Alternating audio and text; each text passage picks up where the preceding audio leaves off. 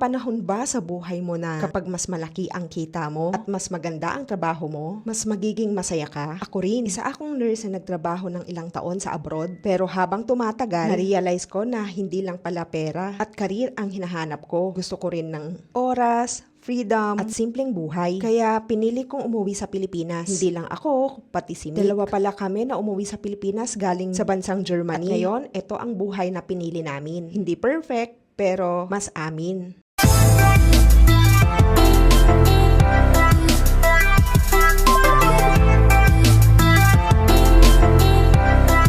Welcome ulit sa A Day in Our Life here in La Union. At nandito nga kami sa SM para magliwaliw kasi medyo bored kami. Ilang days na wala ding tigil ang ulan. Ito pala yung SM dito sa amin, maluwang, pati yung parking lot. Bisita kayo kapag magawi kayo dito sa Northern Luzon. Maaga nga kami dyan at wala pang katao-tao. Tapos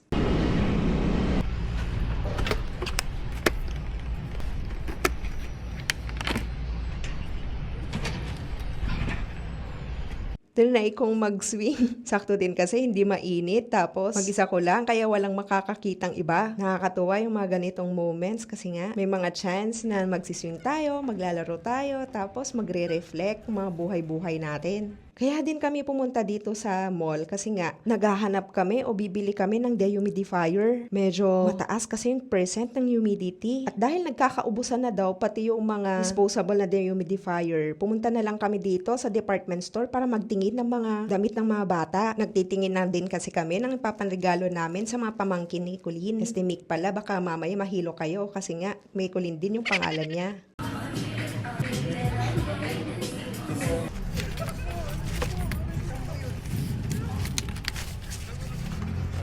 At nung matapos na kaming magtingin, pupuntahan natin yung favorite nating Vietnamese restaurant dito kasi nga recently nag-crave kami ng fresh spring roll. Alam nyo ba, nung nasa Germany ako, hindi ako mahilig sa Vietnamese food. I mean, yung fresh roll. May nakainan kasi ako na hindi ko nagustuhan. Time namin nakakain dito at nagustuhan ko talaga yung fresh roll nila. Sarap din yung dried noodles. Nagustuhan ko talaga. Pati si Mick nagustuhan din niya. Kaya ito ulit yung in-order niya. Nag-order pala ako dyan ng beef soup. First time kong matry ito. And hopefully talaga masarap kasi nga ito yung best seller nila. At nung natikman ko nga yung noodles, sobrang sarap. Pati yung beef nila masarap din and yung noodles. Kung i-rate ko man to, I will rate it ng 9/10. Syempre, hindi perfect kasi nga hindi ko pa naman natitikman yung talagang Vietnamese na food. Yung mismong luto doon sa Vietnam, di ba?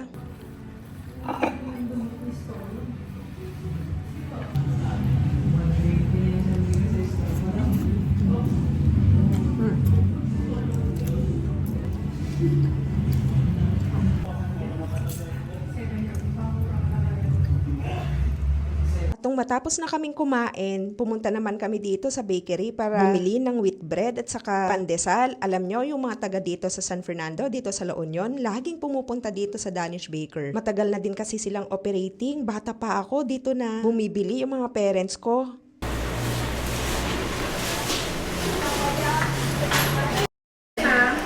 Dahil kami dyan na nagbukol agad. Bigay, may salaan. Nabili na yung supposed to be na bibilhin natin. Kaya ito na lang long na bread. Hindi ko alam kung anong pangalan yan. Yung kinuha natin, alam nyo ba na nagpra-practice na kami ng calorie deficit? Kaya ang laki din ng nalus ng weight ko from 90 kilos. Ngayon 79 kilos na ako. Tapos yung mga pandesal pala dyan, ipapasalubong natin sa family ni Colleen. Mainit-init pa yan.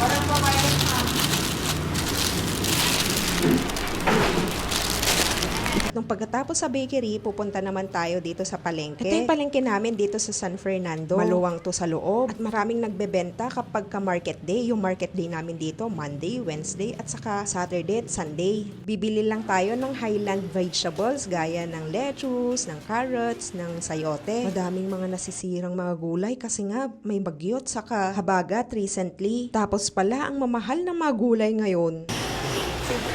Nangina? Varias na tipli. Di kami laon nagkikwa. Dahil sa pagkakataon nito, binubuksan niyo muli at tanggapin at pakinggan ang salita ng Diyos. Praise the Lord, glory to God. Yes, nang mababasa natin sa Marshall 26, verse 15, sinabi niya sa kanila, magsiyaw sa iyo sa buong sanglibutan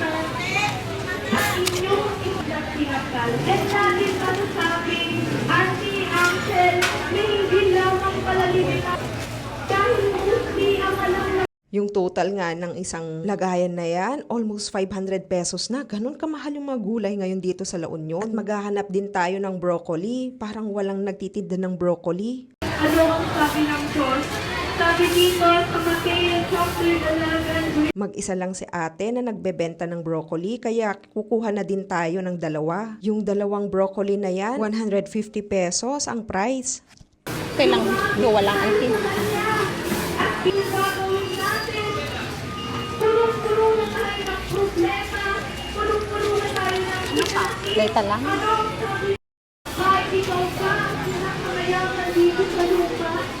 Kahit ikaw pa ang pinakamaraming Hapunan, magluluto naman tayo ng ulam natin. Magluluto tayo ng sweet and sour na fish. Huli pala yan ni Ar-Ar. Nag-fishing kasi siya nung minsan.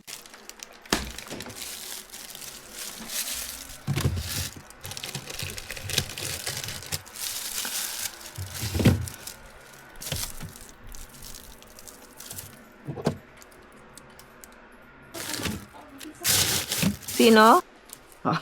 Wala.